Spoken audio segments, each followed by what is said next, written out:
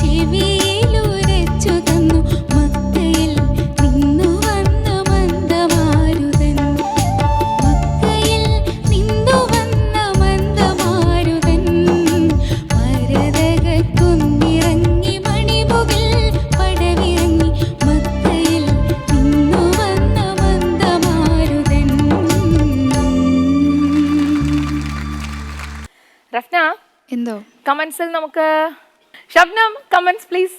റഫ്ന ഇത്ത. അസലായിട്ട് പാടി. Thank you.